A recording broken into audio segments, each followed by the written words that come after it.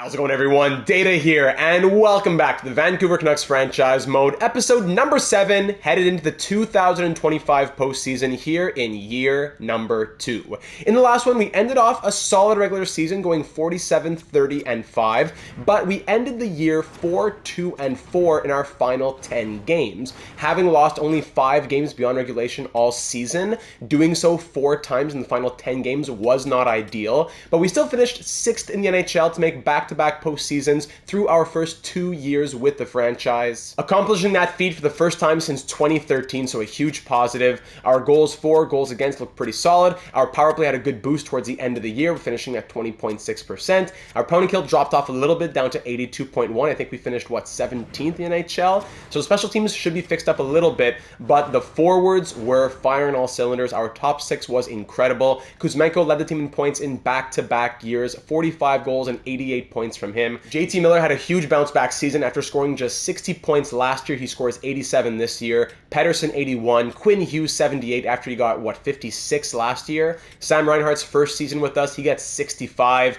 Aatu Räty's rookie season, he scores 36. Now, at the beginning of last episode, at the halfway point, our fourth line was atrocious. Travis Boyd was negative 16. Was it Di Giuseppe who was a negative 14? Sam Steele was like a negative, 5 in 12 games? Studnicka was negative double digits as well. The fourth line was just horrible. That's why the last episode was entitled Defensive Black Hole, really referring to that fourth line. So we went out and made a couple of trades, picking up Garnet Hathaway and Pat Maroon for the fourth line. Now, Studnicka stayed as our fourth line center, and his plus-minus did not get any better, finishing the year as a negative 26. Incredibly low through 78 games played. We kept him out for the final 4 games of the year, and I'll get to that in a moment. But Garnet Hathaway, we picked him up to be a defensive penalty killer, fourth line guy, 91 shot blocking, 91 stick checking. Although it wasn't ideal to see him at a negative 7, he did score 10 points in 41 games, and negative 7 over 41 is better than negative 14 over 41, which we saw in the first half.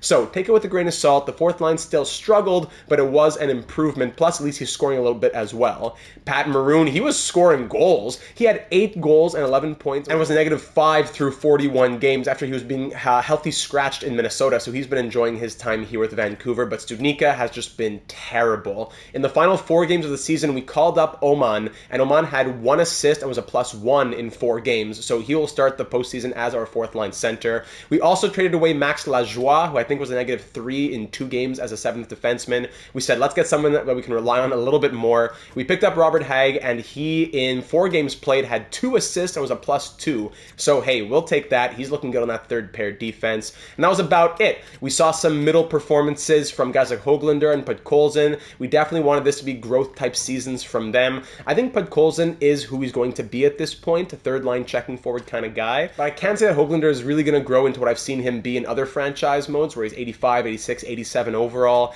I don't know. I just don't see it. I wouldn't be surprised if he gets traded out after this postseason, especially with guys like Karamaki in the system and Räty in the lineup that want to make that top 6, or at least be more consistent in the top 9. So see what Höglander does in this postseason. He'll really have to impress us. Also, Noah Hannifin's first season as a Canuck, 22 points and a +6, and Tom Willander's rookie season, he had 19 points. So there's a little recap on the season. Goaltending, Thatcher Demko was lights out in the first half, best goalie in the NHL. In the second half, his numbers dipped a little bit, still finished top 5 in pretty much everything. 35 wins, 5 shutouts, 915 save percentage, 2.69 goals against.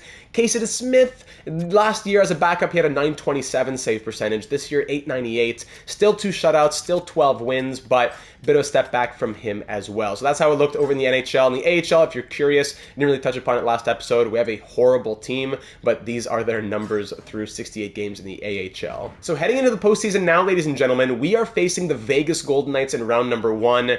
Not going to be an easy matchup whatsoever. They won 49 games. They are the second best team in the NHL. It was a tight Pacific division as Edmonton, Vegas, and then us in 6th, all from the Pacific. So the 6th best team in the NHL facing the 2nd best best team in the NHL. Here, when you have teams making it all the way down in 17th place, the Blackhawks squeaking in 17th, but they have to face the Oilers. But as we saw last season, the Blackhawks don't seem to mind when the odds are stacked against them. So we definitely got EA'd last postseason as we lost in 7 in round number 1 to the wildcard Blackhawks. Now, hopefully we can pull a little EA voodoo of our own, facing a superior team on paper in the Vegas Golden Knights. But Vegas does have one major disadvantage as Mark Stone was injured at the end of their season. Last episode, I looked at his stats and I got fooled thinking, oh, 20 games, he must have been out for a long time. But no, those are his postseason stats. He actually played all 82 games, meaning that he got injured in game number 82. And according to the injury report, we don't yet know how long he'll be out for. So hopefully he'll stay out of round number 1. He scored 89 points on the season, so that's a huge blow for Vegas. But they're still an incredible team. Max Chassot, Eichel, Stevenson, Barbashev, still great pieces in the top 6, top 9, and even forward core itself. And on defense, Theodore at a 90, Pietrangelo at an 86, and Robin Letter 86 overall, backed up by Aiden Hill between the pipes. So they're a very good team. We've seen them this season being in the same division. We know them well. It's not going to be an easy matchup, especially when our depth has been so bad. But hopefully our top guys will help to carry us through. We ended off the season like this as we tried mixing up the lines a little bit, moving Ratu to the wing, bringing down Danault, moving up Höglander.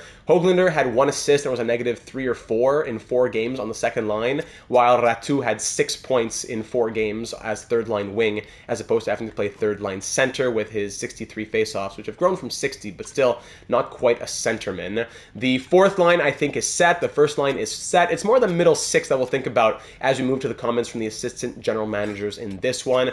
Defense is probably set as well. I wouldn't mind maybe spreading out the wealth a little bit with Hronek and Hughes both being on that top pair, maybe spread a little bit. And I did make some changes to the special teams, as we'll get to in a moment. So without further ado, not always too much to say headed into the postseason, but the AGMs did have some thoughts, and let's get to them. So we'll start it off over on the Discord server with Pat, who left a screenshot of Jack Studnicka's stats with a little, "It's me, hi, I'm the problem, it's me." Studnicka creates what experts refer to as the cone of tragedy. He literally drags down those around him. Di Giuseppe deserves an apology and maybe a box of candy for being the one who had to be sent down to the AHL when we made those fourth line changes. After the season, I will personally drive Studnicka to the airport just to make sure he leaves. So thank you for that, Pat. I really wanted to highlight that comment first because we wanted to really squeeze as much out of Studnicka as we could. When we took over the team, he was a 78 overall with low top 6 potential. We grew him to a 79. Things were looking good. Then he just fell apart and his potential has dropped to low top 9 now. So being an expiring RFA, I would think that his time in Vancouver is over and Pat is going to start the car and get headed to the airport. Another thing that the AGMs noticed, both Cam and Jenzy McKenzie in their comments, was that when we looked at all skaters in the NHL, looking at the stats and then looking at defensemen, Dougie Hamilton, well, by the way, 32 goal season from him, 80 points from Dougie Hamilton at 92 overall. Oh my goodness, the most goals scored by a defenseman since Bobby Orr back in 1974, tying him with Bobby for 10th most goals all time in a single season by a defenseman. So Dougie, take a bow, buddy. Don't say that too often in the simulation. So back to lineup thoughts, we'll jump over to Cheating Heels comment, who said, "Very good season, all things considered. Not sure what to do with those lines. Maybe we need to dismantle our killer first line so that we can have more firepower on the second line. Maybe we swap Kuzmenko and Besser? I really don't know. I don't think moving Reinhart or Besser to line 3 really makes sense, and I'm okay to keep Höglander on line 2. Swapping Danault back with him would only make production on the third line worse, yeah. On defense, my main question would be, is it better to overload the first pair with Hughes and Hronek, or to spread the love on the first 2 pairs? Not sure which would be better. There's not much we can do. I'm okay to ride or die as things are at the moment.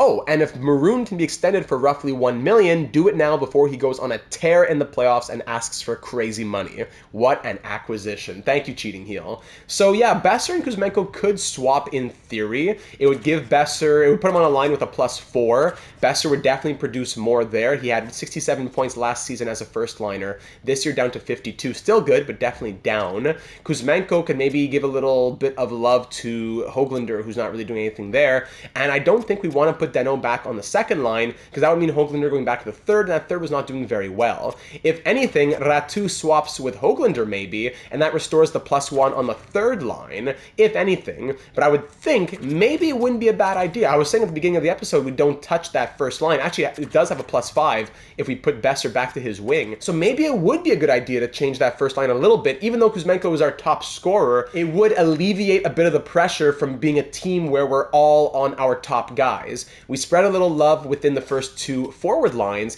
and we can even spread the love a little bit here with Hronek swapping with Matt Roy, and instead of +2-0, it's +2-1. So Hughes keeps his +2, and Hanifin gets a little bump with Hronek, and Matt Roy gets to play extra minutes here in what may be his final season. So I wouldn't mind doing this either. I know we're kind of making changes to begin the postseason, which is not what we usually do, but we ended off the season not so strong. We're facing a better opponent. This is one of those times I don't really mind making a preemptive strike, and of course goaltenders don't change. You get Demko back in there. So I wouldn't mind starting off like this and keeping a very close eye as each game goes on. Because as Dan says, I'll play devil's advocate, be cautious going into the playoffs with the lineup that ended the season. The final 4 matchups of the season were all against inferior opponents. We went 3-1, I believe. The 3 wins came against teams that were sub 40 wins, and we were shut out by the one team, the only team that had 40+ wins. Roll with the lines we have to start, but the leash should be very short. That's what I was thinking at first when I would say maybe a +4, I don't know, but seeing that Besser, Miller, and Pettersson would have that +5 is especially tempting. Great video as always, and best of luck in the postseason. Thank you, Dan. Now, before I move on, I need to make a big breaking news announcement. Now I'm looking at Dan's comment. Dan has compiled an incredible resource for us for this Vancouver Canucks franchise mode series. Usually I keep an Excel sheet. As you can see here, spoiler alert, as you can see here, this was my sheet for the NHL 23 Sharks series, and then this was my sheet here for the NHL 23 Penguins series, but we do have some sheets going, 3 actually right now. Dan is keeping the Vancouver one, Hobbsy is keeping the Starfleet one, our expansion franchise mode series that's live on Thursday evenings, and then even Mighty Joe Maple is keeping a Data 782 history one that's going from our NHL 18 series with the Canadians all the way up to this series in NHL 24. So those are 3 different documents that are ongoing right now. All of them could be highlighted in their own video, but right now I'm just going to be focusing on Dan's. Dan, as you can see on the screen here, if I'm going through some of the tabs on the Google Sheet, we can look at our record versus one team in particular. We can look at all the transactions that we've made, all the trades, all the contracts, all the points that we've scored, playoffs and regular season through each year, the awards, everything is kept note of there. So while I keep the big picture stuff on my own Excel sheet just for personal reference, if you as an assistant general manager want to see the history of this team, who did we trade for again? What did that pick become? The trade tree of it? Who did we draft at this point? And who were we also considering even that we passed on drafting?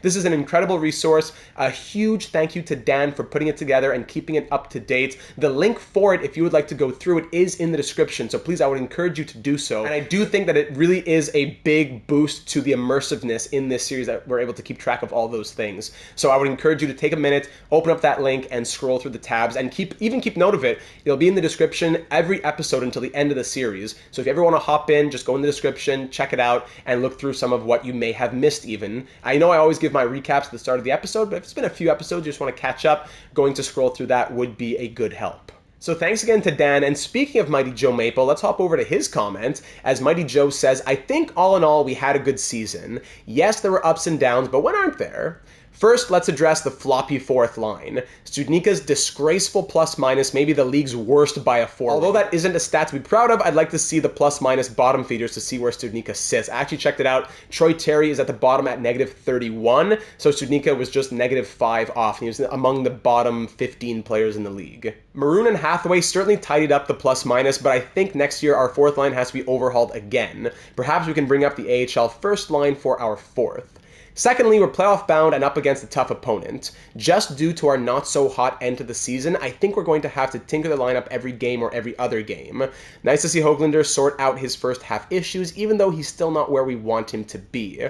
Perhaps Räty's performance was enough to put him on power play 2, and then Danault can come off that unit and Reinhardt can move to center. So we'll look at that in a moment. And lastly, extensions. Kuzmenko and DeSmith were good to get done ahead of time. Our goaltending is set for the foreseeable future. We got our back-to-back points leader locked up. Maybe this doesn't need to be mentioned just yet, but when it comes to Sam Reinhart, I'd like to see him continue here, but can we afford it? I hope so, but I don't think so. Canucks, Knights, let's go. Much love to you, Data, and the other AGMs. AGM Mighty Joe Maple signing off. Thank you for that, Joe. And before I make the suggested changes on the special teams, I also want to look at Addy's comment, who made suggestions for the special teams. As Addy said, of course, yikes, that fourth line. After that abysmal performance by Studnicka, you gotta go with Oman for the playoffs. Similarly, I think Hag should start as third pair D, but shorter leash on him. 100% agreed. Perhaps we should remove Hathaway from the penalty kill and also switch the D pairings too a little bit. For example, Roy on PK1 instead of Willander. So I'm going to keep Hathaway on the penalty kill, but when it comes to the special teams, I do think that we can switch around the defense a little bit. I went ahead and made changes here. Sorry, I just fixed it up now. The changes I made were to the defensive pairings. So Hanifin and Hronik on the first unit gives us a +4. Hughes and Roy on the second unit gives a +1. And then Hag and Willander on the third unit gives a +2. So instead of Willander being on that top unit, giving him more ice time, now's the point of the year where we need to have more of the lockdown guys in there, and I don't mind that at all. And it still gives us a +4 in the first penalty kill unit, which is great. Over on the power play, I think Dano does come off. I think that would be a good idea. Reinhardt can go to center, and then on the wing right here, Ratu, who's been doing very well on the third line, can get a little bit of a bone thrown to him and see what can you do in the postseason, buddy. We're giving you the ball, now run with it. It gives a +2 on that unit as well. He's on his offside there on the left-handed shot playing on the right. This could be good for him. I wouldn't mind seeing what he can do. So just fix up the roles, and I think we're ready to go. So that's it, ladies and gentlemen. That will be the lineup, little tweaks to the lineup headed into the postseason. We're facing a strong opponent, so that's why I wanted to spend a little bit more time than I usually do just to do a little bit of tinkering at the start. But game one, round one, will be in Las Vegas at T-Mobile Arena. Get your predictions in if you haven't already. Oh my goodness, the Blackhawks are up 1-0 over the Oilers, the best team in the NHL. That is crazy. And of course, as always, if you didn't already know, this video is anywhere between an hour and 15 to an hour 45 in length, something in there. I always change it up because I don't want the postseason to be spoiled. So if it does end up that we lose early and the video is over after 45 or whatever minutes, and it will be a black screen for 30 minutes or whatever, a little classical music's gonna go. Feel free to let that run a little bit. You can mute it, just keep it on in the background. It would help for the video performance very much, so I would appreciate if you could do that. But I just don't want it to be spoiled, because if you see a 45-minute episode, you know it's nothing to get excited about. So I'm on the edge of my seat, and I hope that you are as well for game one of round one of year number 2. After a disappointing loss last year in round 1, we enter this postseason with our first legitimate push for a cup. Let's do it. Next season, lots of cap constraints. This is the year to try and make it all the way. First period, let's go, a huge start for us. That's what we like to see, Vancouver. JT Miller opens it up early, 1 minute and 32 seconds in. Brock Besser after him, and then a couple minutes later, Philip Hronik on that second deep pair makes it 3-0 Vancouver. Let's go. After 20 minutes, we have a nice little lead. Let's add to it. Don't take the foot off the gas for a second. Second period, 3-2. We took off the gas a little bit. William Carrier scores in the power play, not good for the penalty kill units there, and Nicholas Hague scores even strength 5 minutes later. Shots are 26-22 through 40. Thanks to our first period, we're still up by 1, but we got to wake up here in the third period. But why would we? Because 50 seconds in, Nicolas Roy is going to score. Power play Vegas is killed off at least. 5 minutes in, we're back to a tie game after a huge start. Vancouver power play killed off by Vegas. Halfway, of course, up 3-0, and we're down 4-3 now with 5 minutes to go as Jack Eichel scores. Final 2 minutes. Oh my goodness, what an absolute collapse. What a collapse. Wow. Roller coaster. Shots end 37-33 in our favor, and we fall apart. Aiden Hill comes in and shuts the door after, I suppose, Robin Leonard got pulled. Hague and Miller goal and assist apiece. And we go from a 3-0 lead to losing 4-3. Plus minuses in this one. -1s from Reinhart, Maroon, Kuzmenko, all these guys at the bottom. Of course, all the bottom guys with negatives, all the top guys with pluses. We can't catch a break. Ratu had an assist, good for him. That was abysmal. Those are the losses that come back to bite you. Totally squandered a dub. Totally squandered a dub. I totally forgot about Pat Maroon, by the way. So we wouldn't, whether he's good or not, extending him for cheap right now is good, even if we don't want to keep him, just to have the option in mind. So I'm gonna give you 1 year, $1 million. If you want it, you want it. If not, we'll figure it out later. But 1 year, $1 million on Maroon. Everybody else is gonna have to wait because we only have like $5 million to play with. So that's that. I'm tempted to move Robert Hagg out. I know it was just one game, but Carson Soucy's an 82 overall. I wouldn't mind getting him in sooner rather than later if we need it. Höglander now, what's that? His 5th game on the second line. That's another negative? No. Höglander, you're gone. Ratu's up to the top 6 with Reinhardt and Kuzmenko. Höglander can get the +1 with Danault and Podkolzin. And defense, Hagg, Willander. I guess we'll keep it like that, but it's your last chance. Very, very short leashes here. And Demko with his 878 save percentage. Incredible in the regular season, but last year, he got pulled. 3 appearances. He was 0-2-1 with an 861 save percentage, 4.39 goals against average. DeSmith came in, and he ended off the series. He almost got us through the Blackhawks. He went 1-0-1 with 1 shutout even. 952 save percentage, 2.15 goals against. So Casey DeSmith, get ready, buddy, because Demko may have to go back to the bench if he's not going to have a good performance here in game number 2. T-Mobile Arena in Vegas. Let's tie this series up and make it a best of 5, ladies and gentlemen. We did well to come out strong, but we fell apart. Let's see some sustained pressure. First period, 0-0 after 20. Shots 16-9 in our favor. Second period, already at 20 shots. Second period ends 2-0. Pietrangelo and Eichel, 2 goals on 14 shots!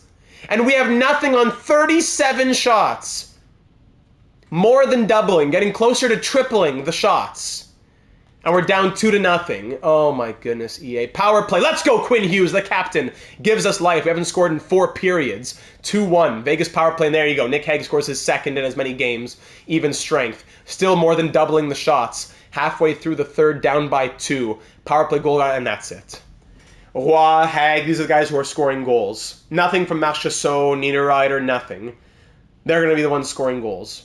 As we outshoot Vegas 46-24, 2 shots away from doubling through 60 minutes, and we lose 4-1. Leonard makes 45 saves after getting pulled last game. Wow. Wow, this is going downhill fast. -3 from Miller, -3 from Hronek, who played over a half hour. -2, -2 from Ratu. -1s everywhere. Anyone who wasn't negative? LA, the 4th line, playing 38 seconds from Matt Waugh. That's why he played so much ice time. Is he injured? Let's see after this one. Not even. So Matt Waugh had to leave after 38 seconds. And Maroon extends for 1 year, $1 million at least. And we're down 2-0, losing both games on the road. Wow. It's almost throw the lines in a blender time. Miller has 3 points, but is a -2. 2 assists, nothing, goal and assist. All right, Kuzmenko's going back to the top line. And we'll put the first line back to how it was. We'll go Ratu, Reinhardt, Besser. 3rd and 4th line can stay the same.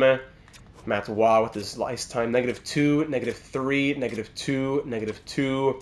All right, Hagg's going to come out for Soucy. Not because it's Hagg necessarily, but we just got to change things up. Soucy gives it the +1. And Demko, yeah. Do we do it after 2 games? Thatcher Demko, the guy who's possibly even a Vezina candidate. Do we pull Demko after 2 games and give a game to DeSmith? Because the thing is, who do we want to be the guy that we'd have to turn to in a potential elimination game? If we turn to DeSmith, even if he wins like 2 or 3 in a row, if we lose 1, we need someone to get a must-win. DeSmith was that guy last season. Demko, I don't know. Let's do it. Let's do it. EA land, the lower overall goalie gives you the better performance. Let's go.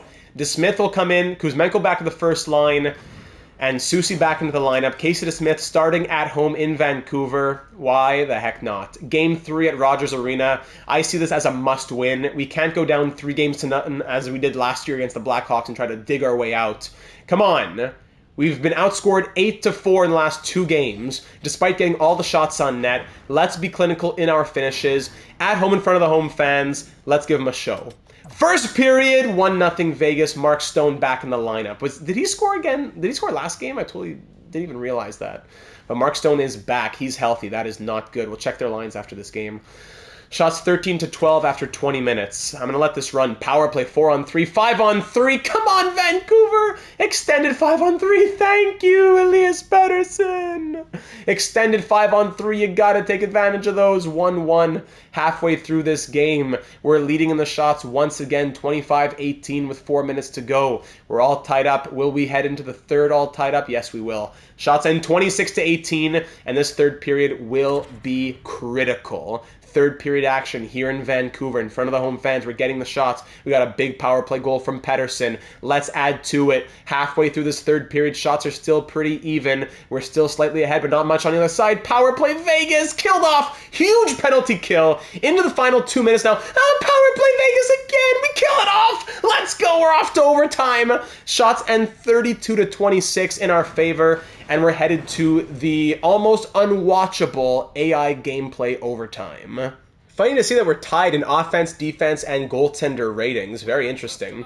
So here we are at Rogers Arena in Vancouver. 2-0 series lead for Vegas. A goal for us will get us back in this series, make it a 2-1 series. But a goal for Vegas puts them up 3-0 on the brink of the sweep. Kuzmenko the other way, skating through the referee. Very good, Kuzmenko! That gets poked away before he can get the shot off, though. Pettersson behind himself to in front. Oh my goodness. It was a between the legs backwards pass. Now here's Mark Stone fully healthy, broken up by Kuzmenko in the middle. Kuzmenko back the other way into Vegas territory. A little windmill, but can't get through, and Pietrangelo picks it off. Jack Eichel back the other way, 2-on-2 on Quinn Hughes. Jack Eichel over to Stone. Big blocker save from DeSmith as that went through a screen, I believe. Kuzmenko, whoa, gets crushed. And a helmet goes flying into Vegas's bench. Now here comes Stone. He gets squished by Quinn Hughes. How about that for a little sequence? Theodore over his own blue line and up to Chandler Stevenson. Stevenson gets away from his man. Niederreiter in front, scores.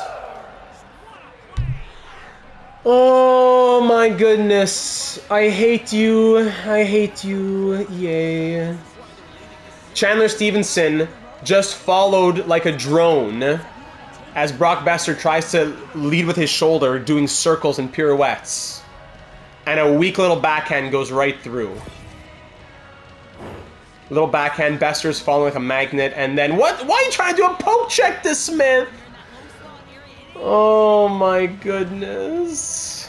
Down 3-0. Look at this. Besser from here, is leading with his shoulder like a magnet drone, just going after him. A little spin off gets him away. Is that even trying to hook him even here?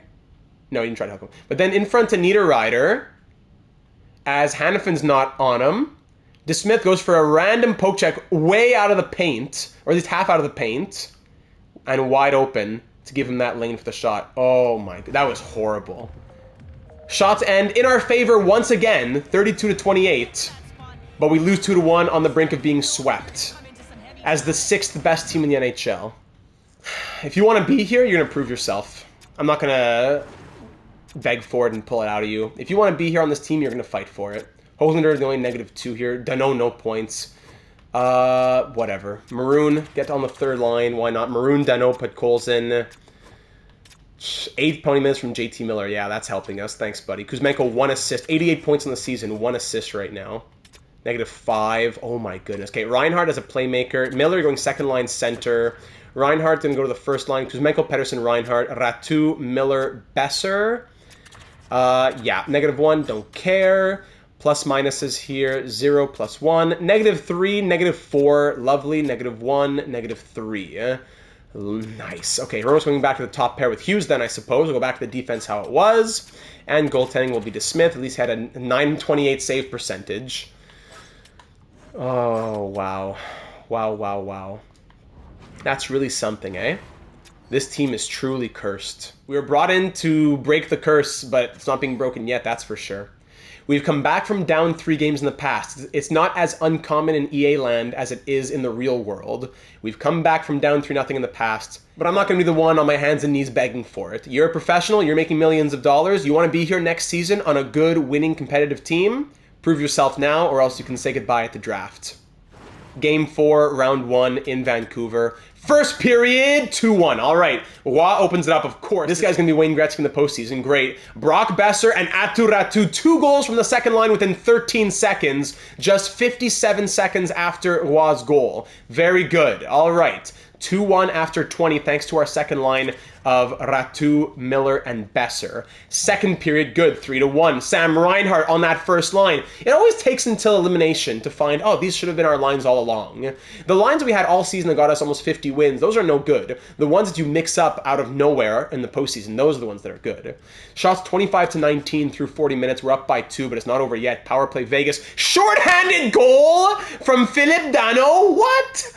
Power play for Vancouver now as well. Extended power play. That's killed off. But we got the shorthanded goal. Wow. Ben, félicitations, Philip. Bravo. Garnet Hathaway, his first goal, postseason goal as a Canuck, down the fourth line. And Pat Maroon on the third line. Where has this team been? 6-1 victory. This is exactly the same as last year.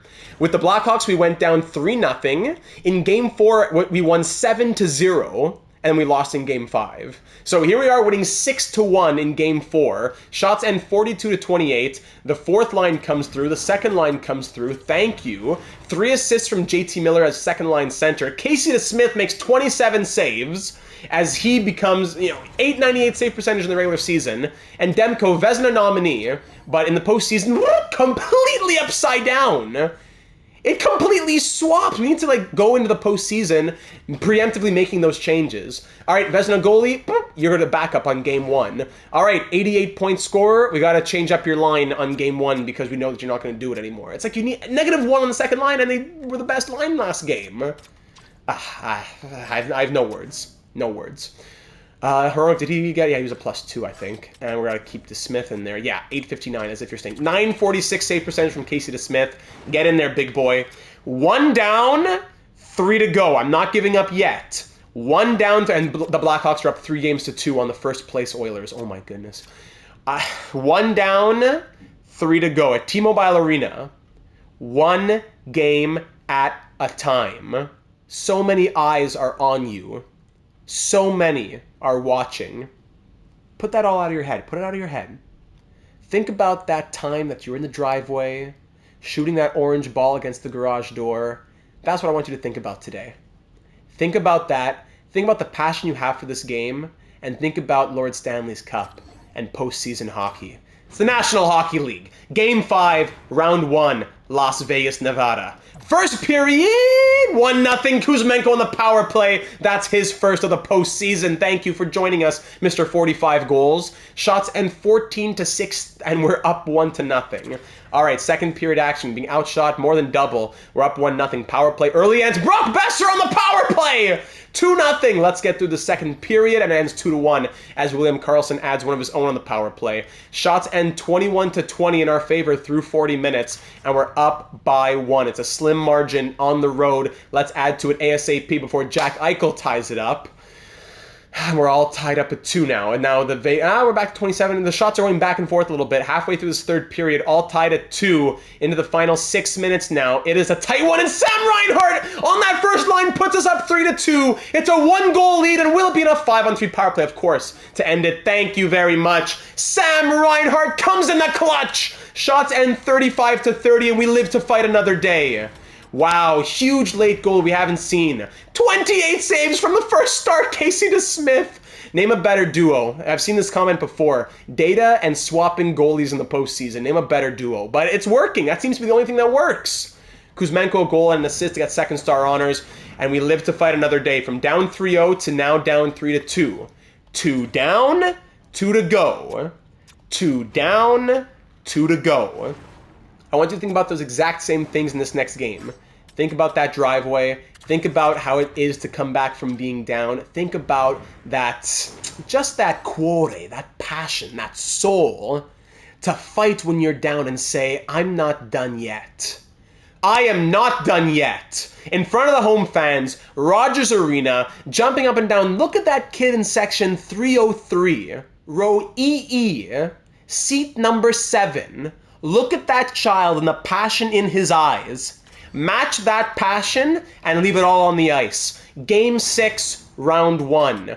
First period, 2-1 Vegas. Eichel scores early. He's been just ripping us to shreds here. He scores 29 seconds in. Podkolzin scores late, which is fantastic. But then we give up a late power play goal. Who's taking penalties late in the period? Who's doing this? Willander, slashing minor. We took 3 minor penalties. Hooking, then slashing right after. Oh my goodness. All right, shots are 16-12 in our favor through 20 minutes. We're down by 1 headed into the second period. Let's get something quick to tie this game up. I don't want to see 2-3 goal margins. Let's get back into it. The power play opportunity that's killed off by Vegas. We're at the halfway point. We're going slow here. We're leading the shots, and we haven't seen any scoring yet. But Nino Niederreiter makes it a 2-goal lead for Vegas. Power play Vancouver late in the second, killed off. Final minute of the second period. We're headed to the third now, down by 2. That's brutal. Shots 28-26. We have 1 goal on 28 shots. We've broken through this man. We know how to get through him. The last 2 games, we've been peppering that net. Do not stop now in the final 20 minutes. Do not let your season end like this with a 1-goal game. Do not let him shut you down. Don't you dare let him shut you down. Third period, there it is, but Colson answers the call. 14 seconds in on the first shot, and Ratu ties it at 3. That is what I like to see from this Vancouver team, with a little bit of passion. Power play Vegas, and then Carson Soucy on the power play. Welcome back to the lineup, and then but Colson 5-3. They listen to GM Data's speech, and it's 5-3 Vancouver. Do not go gentle into that good night. We're off to game 7. But Colson scores twice in the third period, 2 power play goals, shots end 41-33, and we win 5-3 to head to Game 7. A hat-trick from Vasily Podkolzin, the first of his postseason career. 3 goals and an assist, Dano 3 assists, Carson Soucy the game-winning goal. 5-3 Vancouver the final. We'll see you in Game 7. Oh my goodness, those changes. From down 3-0, and the Blackhawks beat the Oilers in 7. That's crazy. From down 3-0, even if we lose in 7, it would be devastating, but what a comeback this has been. What a series. Casey DeSmith with his .932 save percentage. What a series this has been. We're headed to 7 in Las Vegas. Let's all just take a breath. Wow, what a comeback. From down 3-1 to win 5-3. Ratu scoring a goal as well in there, but Soucy, really the big surprise. As he came in for Robert Hagg, he got his spot back on the third D, but I don't know who he was replacing on the power play there to have been playing on that unit. Yeah, it's Hronik and Willender, so one of them must have been out for some reason, and he slotted in. My goodness. So 5-3 to push the series to 7. Like I said, no matter what a first round this has been. But gentlemen, why stop there? You recaptured that passion and that fire within yourself. You did it for that young fan sitting up in the nosebleeds. Now look inside yourself. Reflect upon yourself and think about how you were once that young fan as well. Think about how you loved to sit in front of that television on a cold winter's eve with that hot cocoa from Papa, and you watched your team. You stayed up to the second period. It was time to go to bed. There was school in the morning. But you said, no, I can do it. And you fell asleep in front of the TV halfway through the third period. And you woke up the next morning to ask Papa, did the team win? And Papa told you yes. And that joy you had in your heart as you ran to school to tell your friends. Recapture that passion at T-Mobile Arena in Las Vegas. Game 7.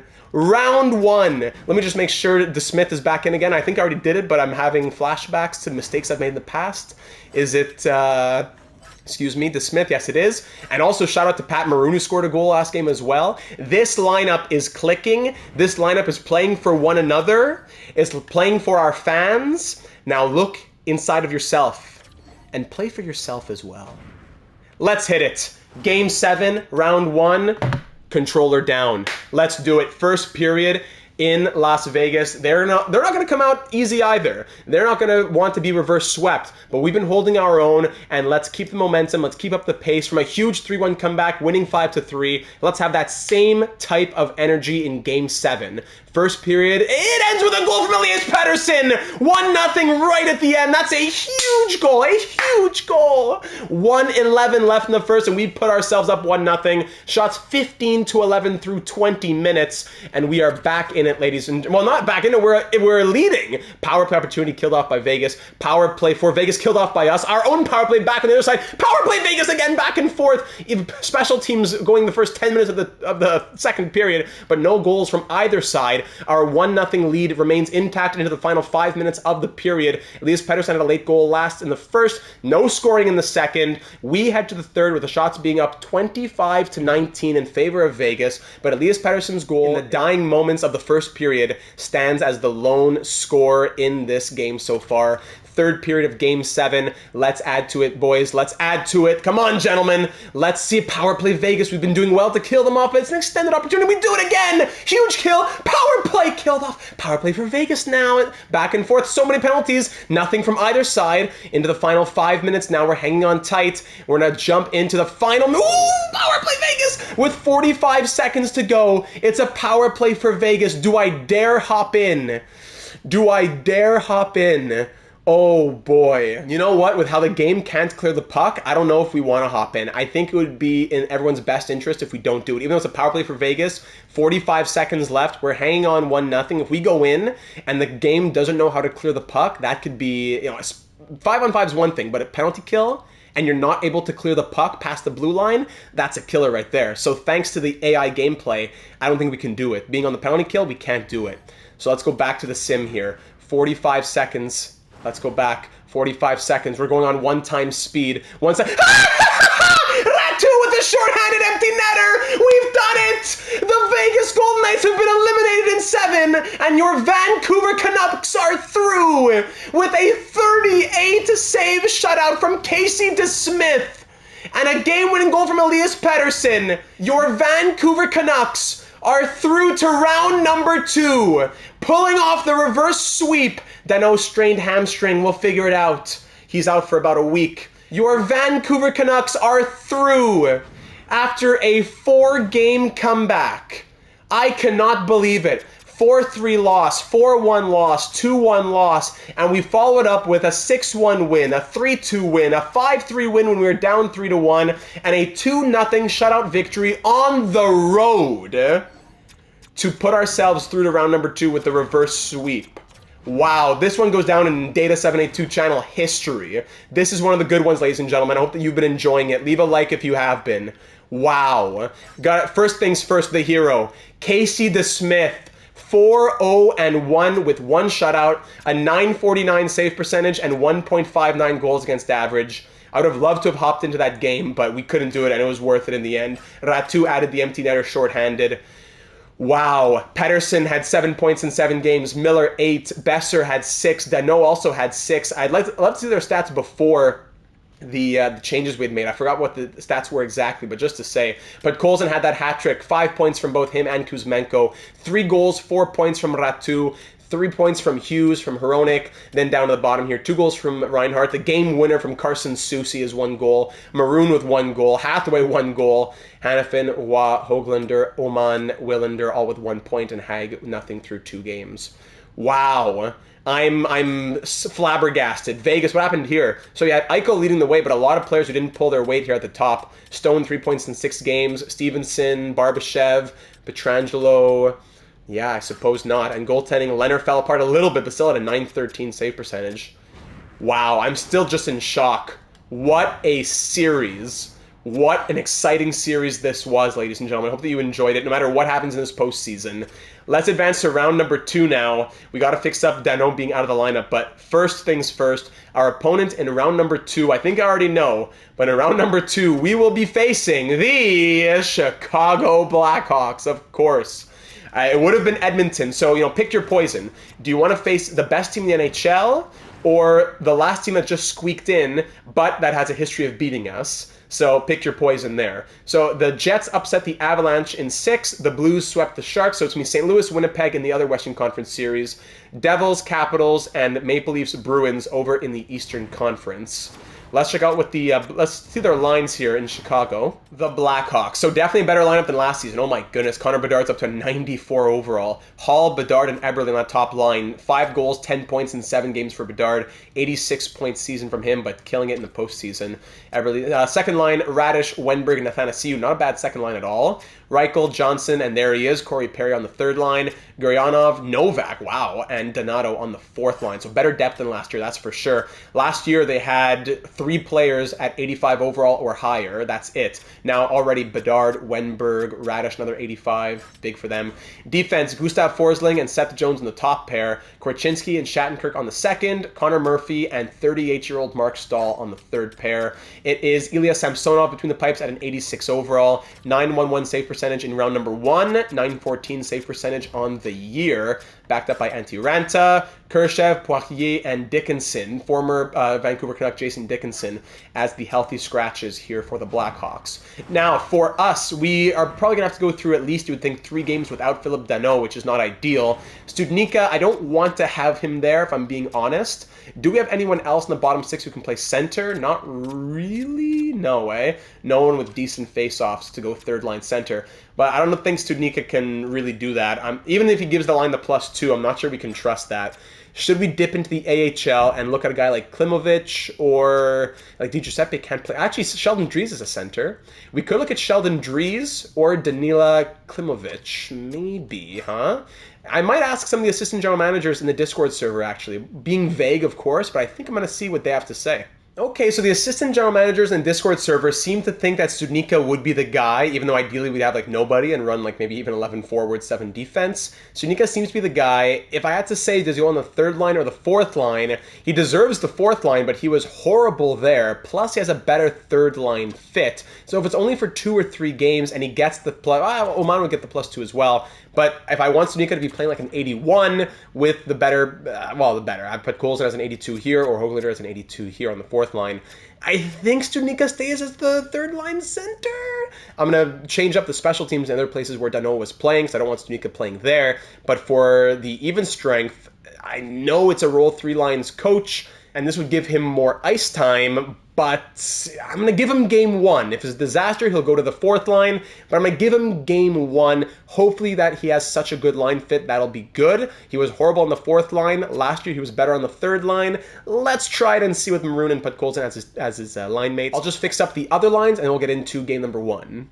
All right, we're ready to go. I know how furious Pat is with Studnicka and how much he's not going to like this one, but it's just purely because of the line fit and because, Dries, it's not that he's bad, but he was like a -15 this season in the AHL as well. His defensive attributes aren't anything special either. So let's just we'll give him game 1, and hopefully it won't be more than a couple games, and worst case, it's only 1 game. So here we go, game 1 of round 2, the first time that we've made it to round number 2 since 2020, so 5 years later. Let's do it at Rogers Arena in Vancouver. Don't forget that image that I put in your heart and your soul of that young fan in front of the television and in the driveway. Do not forget that.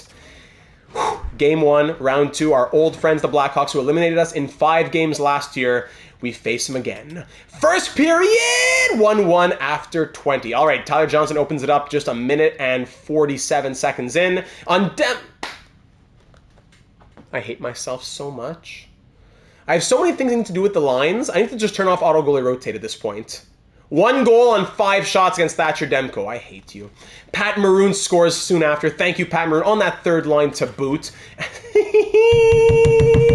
Can it be? 2 goals on 6 shots? Ratu, thank you, gets us back into it. Oh my. 3 goals on 13 shots. Demko, you're so bad. Oh my goodness. Let's just get the third period. Here we go. Shots 30-18. We'll call it a warm-up injury for Casey DeSmith. Oh my goodness, Hoglander, thank you. 3-3 game. Please get this win. Power play. Please get this win. Please, and we never have to see Demko ever again. I'm turning off auto goalie rotate. Please get this win. Power play late for Chicago again. We kill it off again. Final 2 minutes. We're leading the shots in the final minute. Then we're headed to overtime. Shots are 38-29, and we're all tied at 3. I'm heading into this as I jump into it, I'm putting DeSmith into it to start overtime. He was out, had a little bit of a stomach bug, something. Demko had to come in, wasn't good. Now he's healthy enough to get into the crease for overtime. Let's go. They have 94 on offense, but we have the upper hand on defense and goaltending. So let's go ahead and get it. I guess the first face-off will be Demko, but as soon as that first face-off passes, we'll get DeSmith back in. And while I'm here, you know what? Let's just fix that cycle shoot bias. Shoot on net. These AI players never want to shoot. Shoot on net. My goodness. They're so low on the cycle shoot. Everyone just wants, what are you going to do with cycle? What's a cycle going to get you? Oh my god. Shoot, shoot, shoot. All right, and then come on, goalies. There you go, DeSmith. All right. Overtime here in Vancouver. Next player to score puts his team up 1-0 in the second round matchup. Kuzmenko. One-timer scores! Elias Pettersson! 1T! Wow! What a victory! Electric in overtime. Sorry, I didn't speak there for a second. It was quiet. I was fixing the volume on my television, and then just bang! Kuzmenko slips by, gets it to Pettersson, one-time howitzer. Elias Pettersson, just bang! No one there to cover. Just 106 miles per hour. Wow. 1T, you're telling me. Wow, straight past Samsonov. And the Canucks take game number 1. Thank goodness. Shots end 39-29. Demko's last game of the postseason, that's for sure. I'm so angry with myself that that even happened. I want DeSmith to get every win that he can. You know what? But the storyline. Needed to recover, tweaked something, getting the shutout in game 7. So auto-rotate goalie is now turned off. Demko, glad you got the win. Numbers weren't great, but at least you got it. Auto-rotate turned off. There you go. Now DeSmith is back to being our starter for the foreseeable future. Now I'm curious to see what happened with Studnicka in that game there. So a big 4-3 victory. Pettersson leading the team with 9 points in 8 games. Hopefully just one more game without Danault. It could be 2 more. Let's see. Here's Studnicka on the third line. Maroon scored a goal. Maybe he got an assist. Studnicka. Yes, he did. 1 assist and a +1. There you go, buddy. We're not going to give you more chances. You burned all your bridges in the regular season. But at least in a replacement role, you did it. Hey, Demko, good job. Your save percentage came down to .872. Okay, so Demko's not touching the crease again. That was almost a disaster, but we win game number 1 in overtime thanks to Elias, and now Demko's back in game 2 in Vancouver at Rogers Arena. Let's keep on cruising. First period, 1-1. Wenberg scores on the power play. Then Ratu scores late with 17 seconds left. I love this man. James had said in the last one that he's going to be a future Data 782 Hall of Famer. You never know. Shots 13-9 for the Blackhawks through 20. Second period, 2-1 Canucks as Reinhart scores on the power play, centering that second unit. Love it. Shots are 21-16. Demko would have let in 4 by now, I guess. We're up by 1, headed into the third period with a 1-goal lead. Eberle scores on the power play. Both the Blackhawks goals have come on the power play. First even strength goal as Taylor Hall makes it 3-2.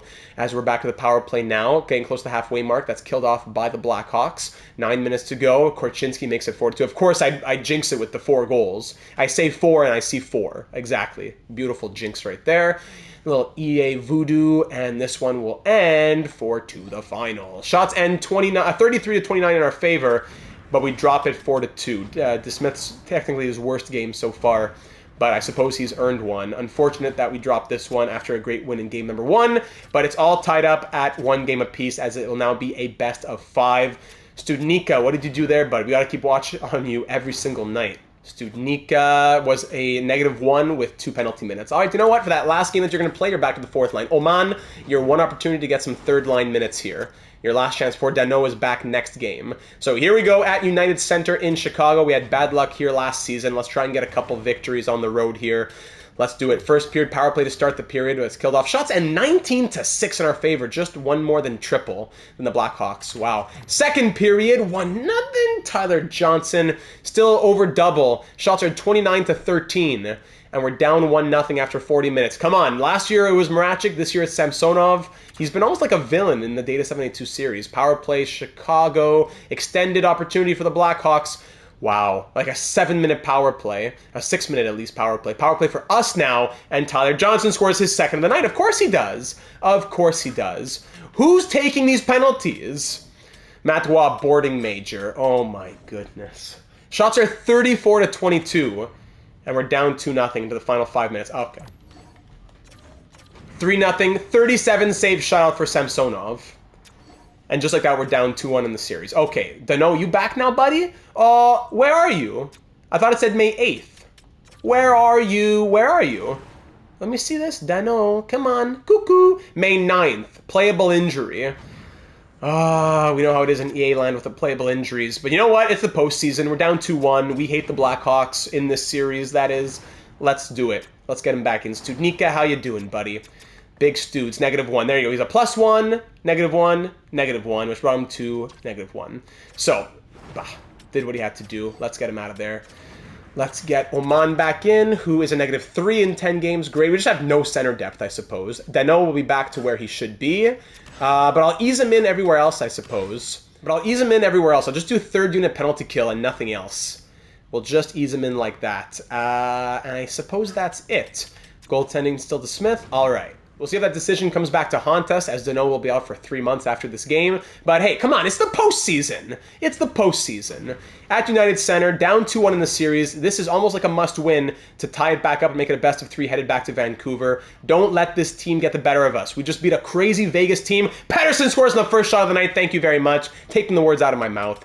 First period ends 2-0 as Höglander scores on the power play, and we are leading the shots 10-7 through 20 minutes. Höglander, welcome to the party, buddy. Second period, 3-0 Hanifin. All right. Shots 21-20 now for the Blackhawks, but we lead 3-0.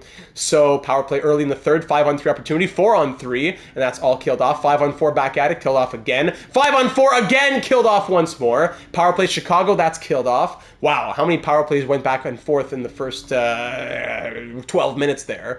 Final couple minutes with a 3-0 lead, and that'll be all she wrote, ladies and gentlemen. Casey DeSmith, coming off of a tough game, goes ahead and gets a 31 save shutout. That is exactly what the doctor ordered. 3-0 win the final. 31 saves to get him the first star honors. A goal and 2 assists from Pettersson, contributing on each goal. And Hanifin, I suppose, with the game winner. All right, 3-0 the final. I don't even want to see who took those penalties. They were mostly power plays for us, but we weren't lethal enough. Dano fully healed, so good to see that he didn't get re-injured. And we're back in it, ladies and gentlemen. It's a 2-2 series, now a best-of-3 with the next 2 out of 3 games coming at home. Momentum swaying back in our favor. After losing 3-0, we win 3-0. Couple of rough games from DeSmith, but he gets back into it. He's doing what we know that he can do in the postseason. Let's keep it going at Rogers Arena to take the lead in this series and have a chance to end it in 6. Let's not let it go to 7. Let's end it now and not put any pressure on ourselves. Big 3-0 win. The Hawks are going to come back hard, but we got to know that we are the team that has put up with tougher challenges than this. We can do it. We have it within ourselves. First period ends 0-0. Woo, shots 13-4. Just over triple for the Hawks, as we did not get a lot going in those first 20 minutes. 4 shots in 20 minutes. Are you not embarrassed? Are you not embarrassed with yourselves? Second period, show me a little bit of passion after a 3-0 victory in front of the home fans. Show them what they came for. Playoff tickets in Vancouver. You know how much that would cost? You know what the cost of rent is in Vancouver? Come on now! Halfway through the second period, still no scoring. Shots are coming back a little bit. We had 7 in the first 10 minutes of the second period at least. Still being outshot by double. Final 3 minutes of the second period. Anything late? No. Shots end 26-15 for the Hawks through 40, and this third period will be big for deciding on who may take this series. Let's go! It's third on the power play! A little pause. I knew there was a goal scored. Power play Chicago again. This time killed off. Halfway through the third period, we're not getting enough shots on net over here. Power play Vancouver! Killed off. 5 minutes. Oh, there's Kuzmenko tying it up. He's been very quiet. And Höglander 2-1. Will that be enough late? And yes, it will be. What a victory! Wow! This is taking years off our lives in a good way. Kuzmenko scores with under 5 to go. And then about a minute 20 later, a minute 19 later, I think Höglander scores to make it a 2-1 game. And that's what we hang on tight to. Casey DeSmith is one-man armying his way into the Data 782 Hall of Fame.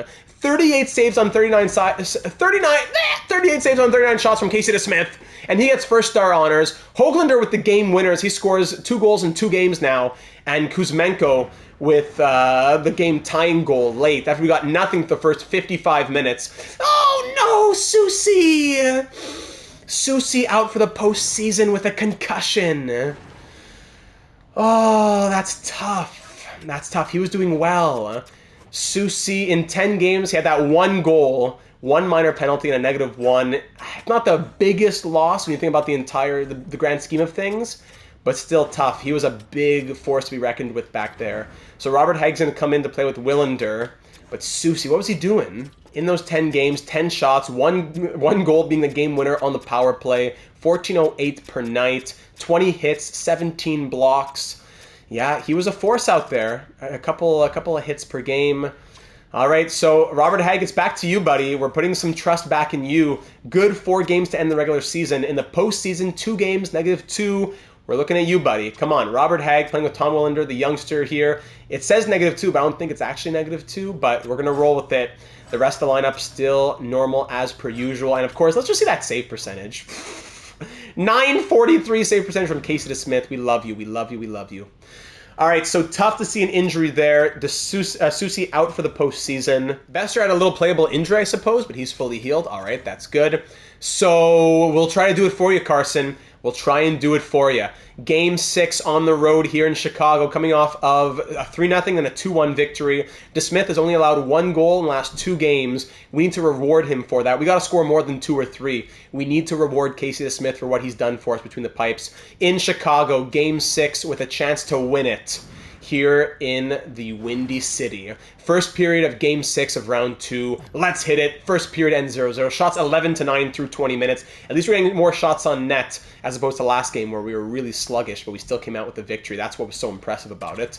Second period action now 1-1 after the second period. Hronek and Bedard both scoring even strength within about 40 seconds of each other. Shots 21-19 for Vancouver through 40 minutes. By the way, Bedard playing against his childhood team, so you have that as well for the second straight year. So here we go. Third period. Bedard scores 5 seconds in. Great.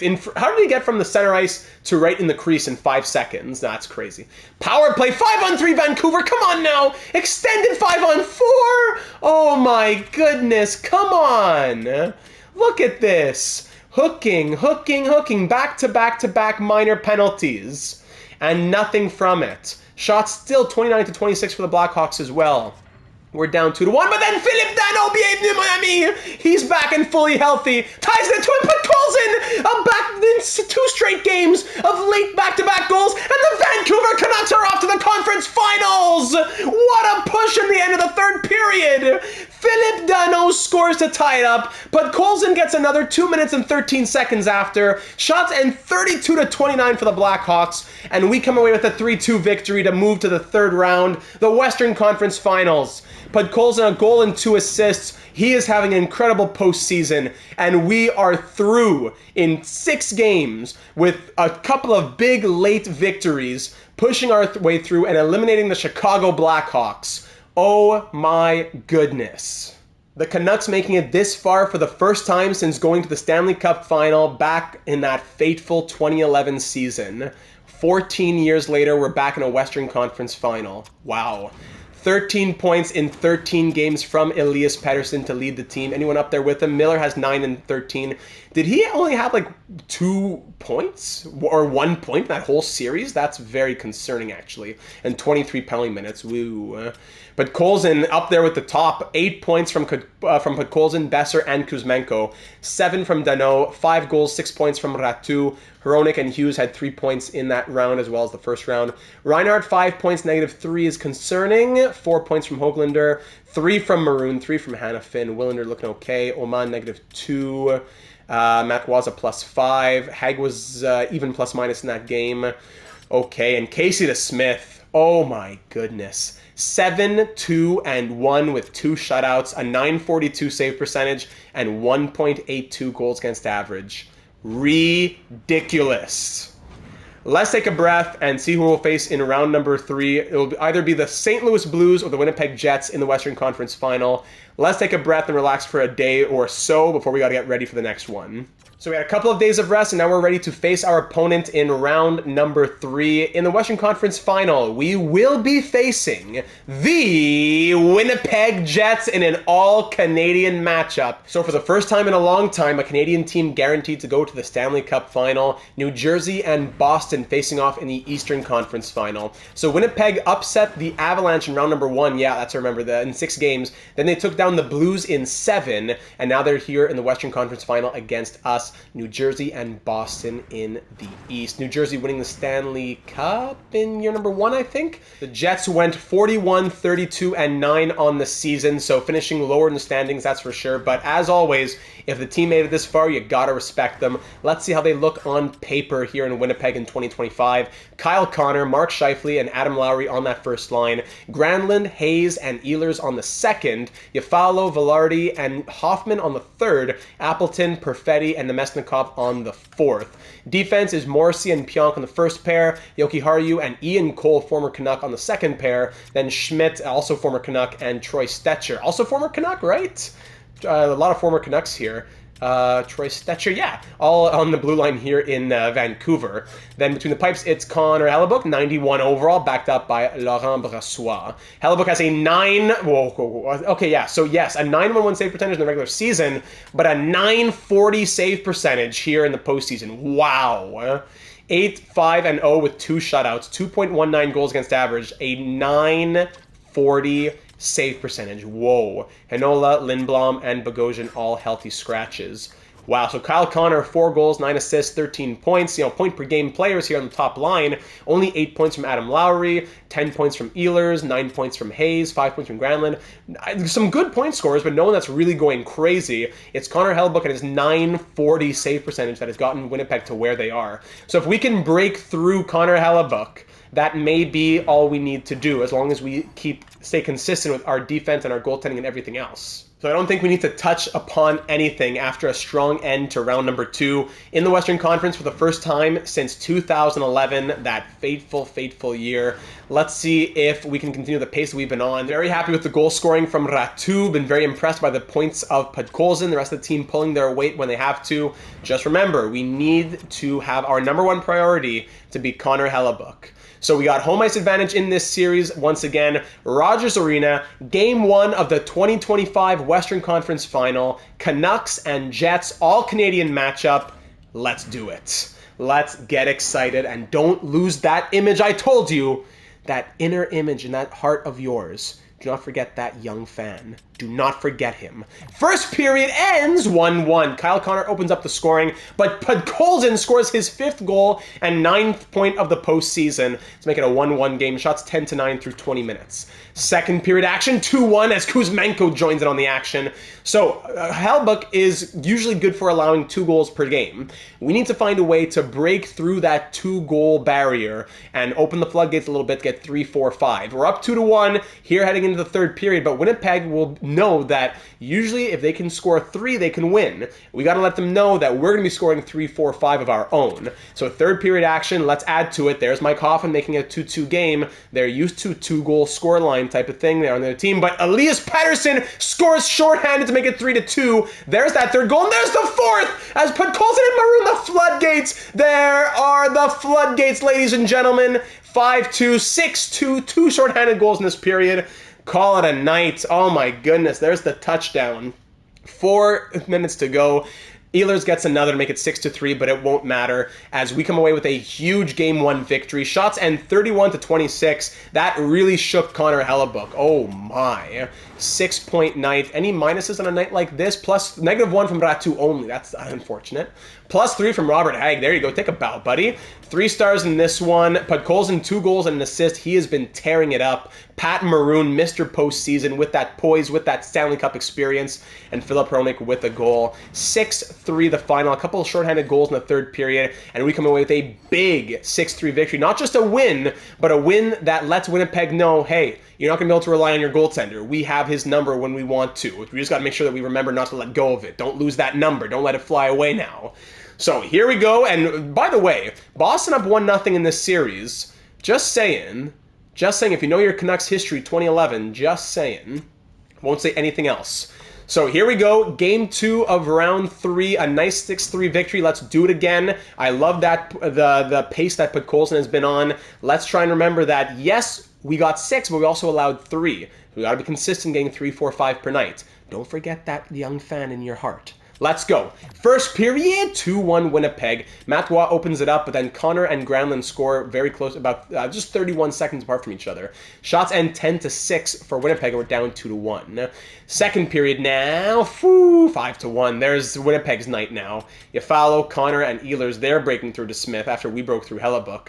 So shots are 24-16. We're down by 4. That's likely all she wrote in this one, unfortunately. After we got the big 6-3 win, we're now down by 4 in the third period. No goals on our end through the first half of the third, so that does not bode well for us in game number 2. So we'll split the home games to open up the Western Conference Final. There's the touchdown from Mike Hoffman, 6-1, and we'll call it. Shots end 33-26. DeSmith's worst outing yet, unfortunately. And Hellebuck bounces back with a big 25-save performance. So, you know, we let Winnipeg know that we can break through Hellebuck. They let us know that they can break through DeSmith. So, you know, on both sides there. 1-1 series through the first 2 games. We now have ourselves a best of 5 headed to Winnipeg at Canada Life Center. Game 3 against the Jets. No reason to stop now. Let's keep it rolling.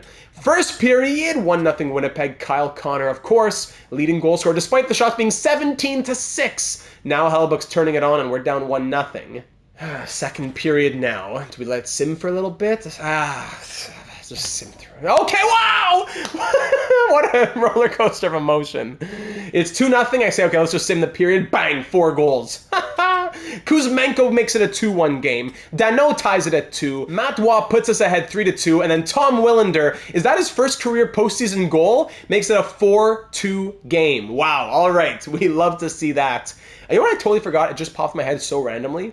Danault, the last 2 seasons, has faced the Blackhawks, the team that drafted him. So there's the Bedard storyline, also the Danault storyline. Forgot about that. Totally random. It just popped into my mind. Shots 24-16 in our favor. We know how to open the floodgates, I suppose, on Hellebuck. There's 4 goals in 1 period, but the Jets won't stop pushing. Powerplay Winnipeg killed off here in the third period. Powerplay Vancouver opportunity now killed off as well. Our 2-goal lead remains intact. The worst lead in hockey, though. I want to see more. Halfway through the third, we're still hanging on to it with the shots very much so in our favor. 5 minutes to go here in game number 3 in Winnipeg. This is a big statement on the road, and that'll be it.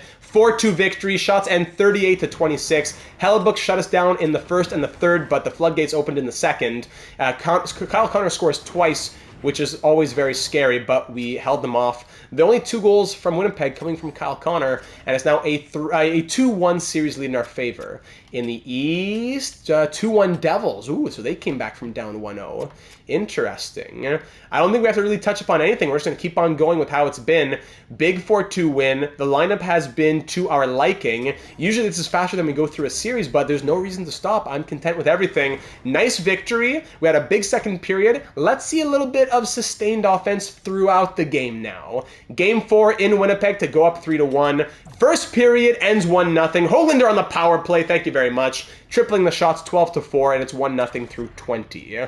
Second period now, 2-1 Winnipeg as they get back in the lead, or get their first lead of the game. Kevin Hayes scores in the power play, and then with 45 seconds left in the period, Perfetti down on the 4th line makes it 2-1. Shots are 20-12. But we're down by 1 here into the third period. Let's get something going early. Power play, Winnipeg, not what we wanted to see, but we kill it off at least. Momentum back in our favor through the first few minutes. We're leading in the shots. Only 1 past Hellebuck so far, but we know how to beat him the last 2 out of 3 games. We've done it. Power play, Winnipeg again late, not what we want to be doing. We kill it off. Momentum back in our favor, but Hayes gets his second of the night. Hold on, Kuzmenko puts us back into it just 40 seconds later or whatever. Power play late! Late power play. We should have hopped in, but it was just for a quick fraction of a second there. I didn't click it fast enough. Shots end 27-24 in our favor, but we drop it 3-2 in regulation. Hayes scores twice. Hellebuck makes 25 saves. So just like that, we have a 2-2 series, ladies and gentlemen. It's been a quick series so far, but it's 2-2, and now a best of 3 headed back to Vancouver. This is what we saw in round number 2. Let's try and end it in the same way. In the East, 3-1 series for the Devils right now. Point per game for Pettersson. I don't think there's anything we really want to be changing. They've been tight games, close back and forth. I don't think there's much to really say. The first line, plus Kuzmenko's plus minus, and Reinhart. Yeah, Reinhart and Kuzmenko, maybe something. Ratu -6. Maybe Miller's been so quiet as well. 25 penalty minutes. Maybe we do want to do something on this on the top 6 here. Maybe swapping Besser and Reinhardt, because Reinhardt's 7 points, -1. Miller's done nothing, so maybe having him as a playmaker. Miller has been playing like a playmaker, but he's good for more than just 1 goal over 17 games. The third line's been doing great, +8, +5, and the fourth line doing well enough, I suppose. On defense, -3, -2, not ideal. +7, +7, that's great. And 0, -2. That was Willender's first goal, by the way. And DeSmith, 924 save percentage. So I'm going to say, yeah, just a little change in the top 6. JT Miller, I'd be tempted to put him back onto the first line, but I want to keep him second line center.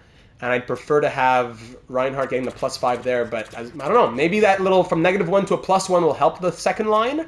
And then the first line, maybe they're good enough to not even need the +5, and the +2 is good enough type of thing. And the third line's doing well. So let's try that. Just a little swap in the top 6. After a couple of games where, we haven't been scoring a ton. We've scored, 7 goals in the last 2 games, which isn't horrible, 3.5 per night. Not bad at all, but they're not coming from our top guys. So a little swap there, headed into game number 5, back in Vancouver at Rogers Arena.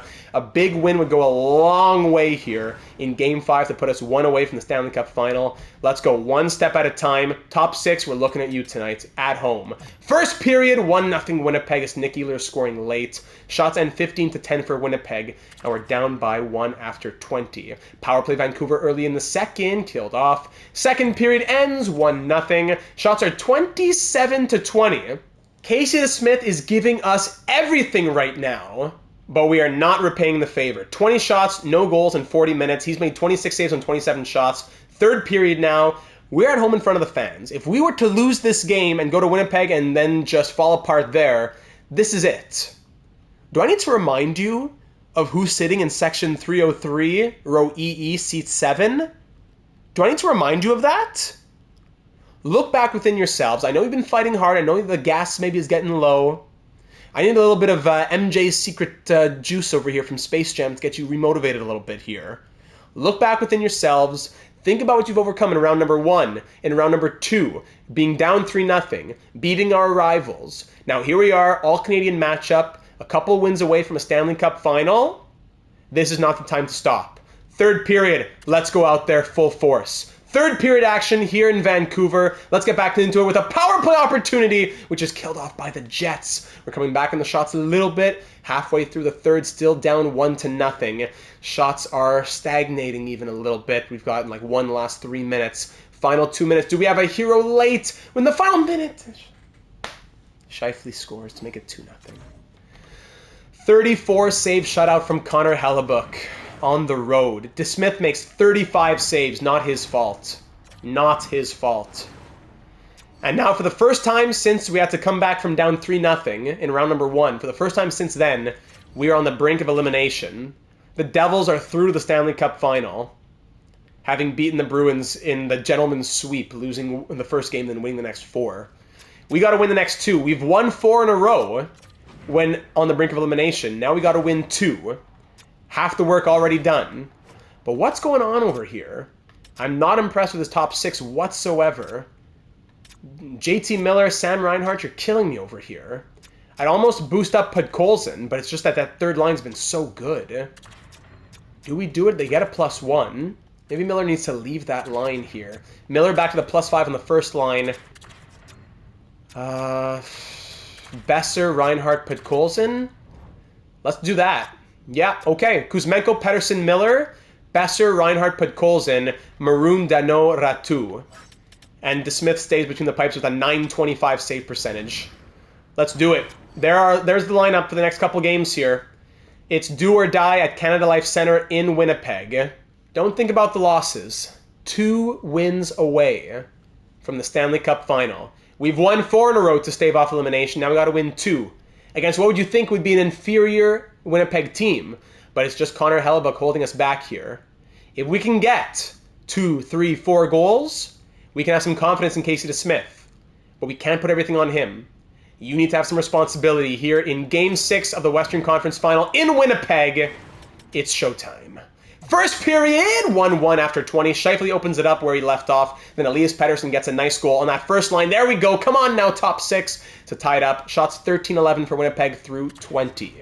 Second period, Phil Danault opens it up early. Thank you very much. Second period, power play Winnipeg soon after we kill it off. Let's sim the second period. It ends 2-1. Philippe Danault putting us up 19 seconds into the period. That's big. Shots are 22-20, and we're up by 1 in the third period. Heading into this final 20 minutes. We need to add to this lead if we're going to head back to Vancouver for Game 7.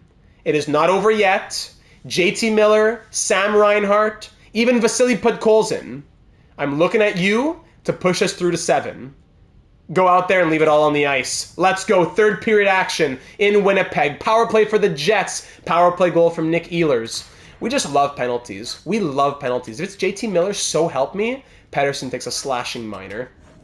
13:33 to go. We're tied at 2. Do we have anything at the halfway point? We're through the halfway point. Shots 32-26. Into the final 5 minutes. Next goal might be enough to take it. Into the final 3 minutes. Oh my goodness, Cole Perfetti! Oh no, Cole Perfetti scores late. The fourth line center. Cole Perfetti scores late, and we got to hop in down by 1 with a couple minutes to go. Hopping in here, hold on a second, with less than 2 minutes to go even. Let's hop into the management here. Let's make sure we're taking those shots on net if we go into edit strategies here. Let's even go high energy as well. I want high, no efficiency. I want high shooting, high energy. Both. I won't touch the block, don't block. Maybe I'll just put it like in the middle. And then carry dump. I suppose carry a bit more. Dump doesn't usually work too well with the AI. And I think I'll do overload as well. So I'll make each of the 4 lines look like this for the strategies. Okay, and there we have it. All right, let's get into it. Not a lot of time here to try to get back. I won't call a timeout yet because everyone's at full energy. So here we go. Minute 46 left in this one. And we got to score a goal just to tie this up. Hopefully the line strategy changes will do something for us. Yoki Haru over to Morrissey. Pinned. I don't want to shorten the bench, coach. Thank you. Reinhardt. Hag. Come on. Ratu. Put that on net, big boy. From the point, deflected. And Hellbuck will hang on to that. All right, let's get the first line out now. Let's pull the goalie as well. We're going all in here with a minute 29 left. I hate pulling the goalie in the in-game with the AI, but we need every opportunity we can get here. The first line's out. And the goalie is pulled. Let's go offensive zone draw for Pettersson. Come on, big boy. Gets pushed. Morrissey gets it home. Kuzmenko. Pettersson. Get it in front, big boy. No, Morrissey is just going to skate out with it.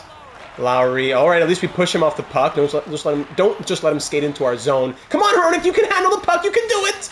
Hronik up to Pettersson. Thank you. Pettersson. Miller, shoot. Hughes. From the point, blocked off like 2 players in front. Stopped in the slot. Now here's Pionk. Final minute. Ehlers is skating, and we're just going to give him that open shot, but he misses, thankfully. Here's Hronik. Back the other way into the final minute. Here's, giveaway to Morrissey. Oh, come on. Horrible giveaway. That's why I hate pulling the goalie. Horrible giveaway. Now down by 2 with 55 seconds to go. There you go. Off the post. Another shot off the post. No problem. Yeah, good poke there from the Smith. Everyone's just giving up, I suppose. Grand, and that's it. Let him walk in and take a shot, right? Let him walk into the slot and then shoot from it. Not shoot from the slot. And that's it, Besser. Skate backwards. That's it. Don't even let the puck leave our zone. That's good. That's very good. Ratu's fighting for it, at least. Besser has it away from the slot. All right, shoot, buddy. At least that's something. Big save from Hellbuck, and that'll be all she wrote, ladies and gentlemen. What a postseason. What a postseason. Reverse sweep in round number 1. Big win in round number 2 against the Blackhawks. But we fall in 6 in the Western Conference Final. A good result for year number 2, but disappointing against such an inferior team that really only had the goalie. They had 6 goals in 1 game. Every other game they're scoring 2-3 goals max. Lowry, Hughes shaking hands. Hellbuck and DeSmith. DeSmith, what a unit. Clarence S. Campbell Bull, Lowry not touching it. Big postseason beard. Oh, Bill Daly, you're looking good, buddy.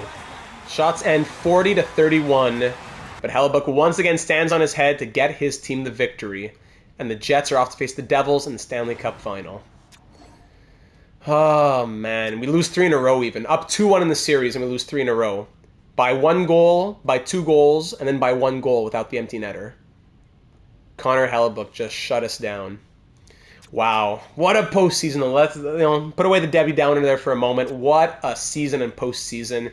We really showed ourselves to be capable in this postseason. I love the storylines that we built in it. Great year to build off as well. Second year with the team, and it's already our most successful in the last decade and a half, or whatever, we want to say the last 14 years at least. Got to give ourselves some props for that. So at this point, let's just sim to the draft. The scouting reports are all set. We're going to sim to the draft, check out the awards, the retirements, and all that stuff. We'll see who wins between Winnipeg and New Jersey. And actually, before we sim ahead, we got to check out the point totals for the entire postseason as a whole. In the end, Elias Pettersson led the team with 18 points in 19 games. He had 10 in 5 games last postseason, so once again, leading the way at least. Kuzmenko, 14 points. He was slow at the beginning, but he picked it up a little bit. I got to give it to him. Same for Danault with 12 points. He was impressive. Podkolzin Podkolzin's 11 points are very impressive. Doing that with, 13.42 per night? I love it. JT Miller playing 19.18 per night, getting 11 points? Not as impressive, especially only 1 goal and 25 penalty minutes. JT Miller hurt us. I know he's been a subject of trade conversation, but at the same time, he still has that full no movement clause, so keep that in mind. Brock Besser had 9, Hronik 8, same for Quinn Hughes. Reinhardt 7 points and a -2 was not impressive. Pat Maroon 7 points and a +3, so same as Reinhardt, even better plus-minus, playing more than 9 minutes less per night. Aturatu definitely slowed down, 5 goals, -7, and 6 points in 19 games. He was good in the first couple of rounds, though. Willander, 6 points, -3. Höglander, 5 points, -4. Is he done after this postseason? He was playing 10.48 per night. 3 of his 5 points came on the power play. I don't know about Höglander. I don't know. Matt Waugh, 4 points +6. Hannafin, 4 points +6. Susie, Hathaway, blah, blah, blah. And of course, the man of the hour, Casey DeSmith, 9, 6, and 1 with 2 shutouts, a .924 save percentage, and 2.39 goals against average. Just ridiculous numbers. Especially if we look at the postseason stats the last couple of years. Well, he played only 1 game with the Penguins, so his entire postseason career stats, 10, 6, and 2 with 3 shutouts, .929 save percentage, and 2.33 goals against average throughout his NHL career. Is that not cuckoo bananas? Come on now, man. So yeah, definitely some things to keep into consideration, and these postseason totals will affect our offseason decisions. And we'll think about heading into the offseason as there you go, the New Jersey Devils win the Stanley Cup. That was pretty quick, so I bet it was a short series. Salary cap up $3.5 million to 92.5. That's great. Let's check out what else happens here. In the draft lottery, Montreal jumps from 7 to 1 with Calgary's pick. Yikes. And they also drop from 1 to 3. They kick themselves out of the first pick. So Montreal picks 1st and 3rd in this draft. Wow. That's big for the Canadians. Central scouting, blah, blah, blah. Retired players here in year number 2. Who's calling it? Little, Cogliano, Johnson. Not many players associated to real-life teams. Goalies, nobody. No goalies retired at all. Okay. Coach retirements. Anyone in Vancouver? Just Don Hillis. Not sure who that was. Not our head. That's either our associate or our goalie coach. Not our assistant, though. And Braden Cron with the Abbotsford Canucks. Okay, we'll take care of that in the offseason. Scout there. I'll do a few draft interviews. Give me a minute. All right, that's all done, and now here we are at the draft. So ladies and gentlemen, let's take a second to recap the season that was. The New Jersey Devils take down the Jets in a 6-game series. All right, so they're the top team in the East, I believe, so it makes sense that they go all the way. They take it in a 6-game series against Winnipeg, and I was even thinking that it could have been a rematch against the Bruins at one point if we had made it. That would have been something. So Devils, yeah, that's back-to-back cups for New Jersey. I forgot to mention that. Back-to-back cups now. In both years of simulation, New Jersey taking it. Yeah, how about that? Edmonton Oilers winning the President's Trophy, but losing in round number 1. Classic. There you have it. Now, individual awards. Draisaitl wins the Art Ross and the Hart. James Norris going to Dougie Hamilton, of course, with his 32 goals. Lady Byng to Kyle Connor. Calder to Will Smith over in San Jose. Conn Smythe to Alex Holtz. Wow, after Nico Hischier won it last year. Vezina to Ville Husso, and same with the Jennings. Masterton to Will Borgen. Jack Adams, the coach of the Capitals. Frank J. Selke, the Ryan O'Reilly Award, goes to Alex Barkov. Ted Lindsay to Draisaitl, and Maurice Richard to Austin Matthews. Anything in the AHL? Yes, what do I see here? Hiroshi. Did he win here? The equivalent of the Bill Masterton, pretty much. All right, good for you, buddy. So there are the awards here. It's a tough year down in Abbotsford, that's for sure. So let's start thinking about the offseason, ladies and gentlemen. Headed into the 2025 draft and offseason, we'll have a lot to think about. It's going to be a very tight salary cap situation. Our buyout penalty of $2.347 million will be up to over $4.5 on Oliver Ekman-Larsson. Looking at our expiring players, Reinhardt's down to an 86. He wants 6.85 now, so that's much more manageable. So I think we can keep Reinhardt. After he had a so-so postseason here, he was wanting in the 8 millions, but I'm glad we waited on him and not on Kuzmenko, as now he wants 6.8. We could do something like 4 or even 6 years, which would be less than his 5-year demand, and get him into the 6 millions, like a 5x6. A 4, 5, or 6-year contract at $6 million per season, I think makes sense for Sam Reinhart. That would then leave us with $3.1 million to deal with everybody else. So Ratu's going to want some money here. We could go 4 years even, max out the RFA years, like 4 years at 1.75, or we'd be more realistic and go 2 or 3 years at 1.75 probably, and leave some RFA eligibility for after. Hathaway, I'm not sure if we can bring him back no, probably not. Robert Hag over here, could we bring him back as 7th D? Maybe a bit too expensive. Di Giuseppe, what does he want right now? Yeah, we could probably bring Di Giuseppe back. Studnicka, we trade him at the draft, I would think, down to a 78 overall once again. So that'll be something to think about. Into the goaltending, we have Casey DeSmith already extended. Looking at our unsigned players, I don't think there's anyone that we really sign yet. Well, actually, we have 2 that are expiring UFA, so they will both get contracts. But the other ones, I don't think we signed them yet, unless like maybe O'Brien has a little bit of extra growth. If we want to look at what the overalls are at the moment, heading into the offseason, what kind of growth did we see? Quinn Hughes up to a 92 overall. Kuzmenko's at an 89, so good thing that we extended him and not Reinhardt. Reinhardt dropped to an 86. That was a good decision. Hughes at a 92, Dano down to an 84. Maybe he could actually be a third-line center. We brought him in saying that he had to be in the top 6, but now that it's going to be his 3rd season with us next season, if we keep him, maybe now we can say that it makes sense for him to be a third-line center while still getting power play and penalty kill. Maybe. Pettersson, 93. Miller, 89. Matt Watt, 82. Hronik, 87. Podkolzin, 82. Big postseason from him. Pat Maroon can come back as a 4th liner for us. In the system, Bobby Stoll's up to a 59. Lekaramaki, he's going to want to make the team soon. I want to see Lekaramaki in the NHL sooner rather than later. Other growth, not that much. All right, good to keep note of. Back to the contracts now. If we're just thinking about next season at the moment, if we look at our forwards, 1, 2, 3, 4, 5, 6, Höglander, Podkolzin, and Ratu 9, Hathaway, Maroon, Di Giuseppe 12, and that's not even including a guy like Dries or Klimovich down in the AHL. So realistically, if Hathaway's gone and Di Giuseppe is depth, and if we want to think of ourselves as 1, 2, 3, 4, 5, and then someone else, maybe 6, a top 6 winger, then the 3rd line can be Dano, Podkolzin, and Ratu perhaps.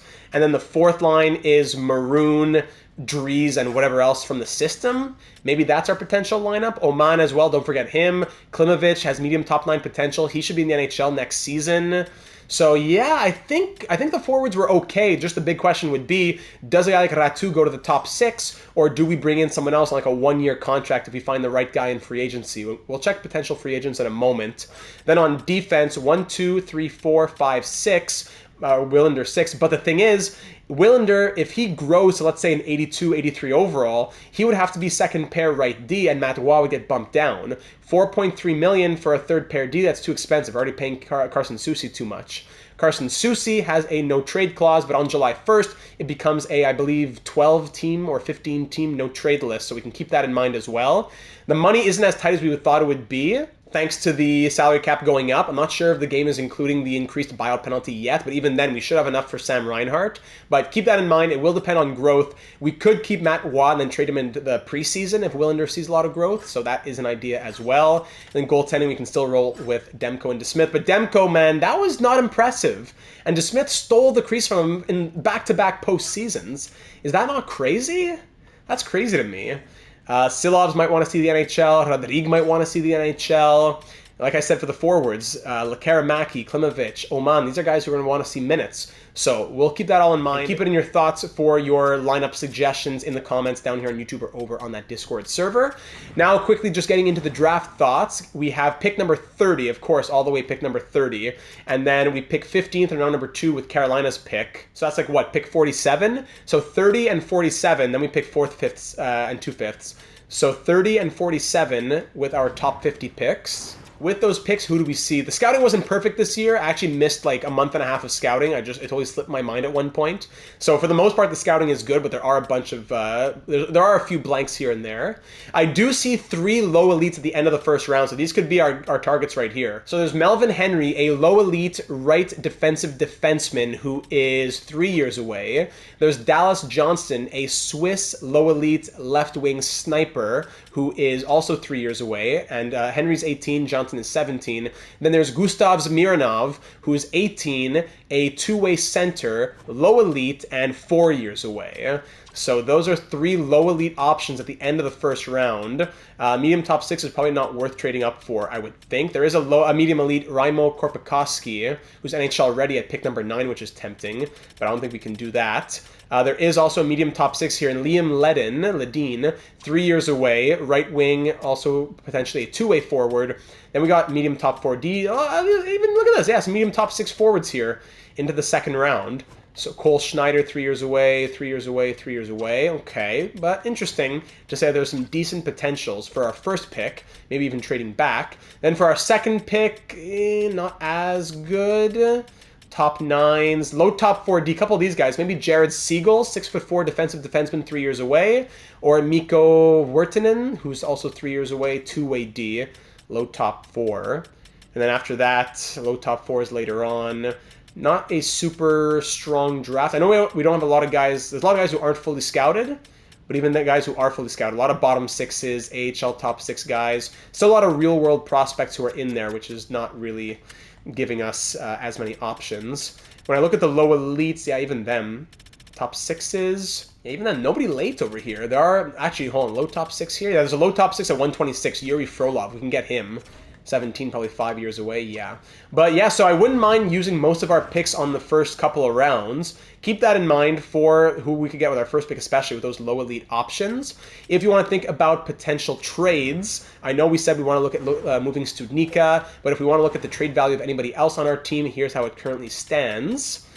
Drops off pretty fast as some players aren't signed or anything like that, but here is the trade value that we hold. Like Studnicka, for example, not nothing. He could be like a 4th round pick or something in there. And we'll also check out the potential pending free agents here if we look at the UFA class. Let's look at forwards first. Hold on there. So Leon Draisaitl might drop to free agency. You never know, but I don't think we'd really be going after him. Like we said, we're maybe thinking about a top 6 winger. Maybe a guy like Steven Stamkos who wants a 1-year run type of thing. If we think that guys like Lekaramaki or Ratu are eventual top 6 pieces. Maybe even Marchand, who broke our hearts in 2011.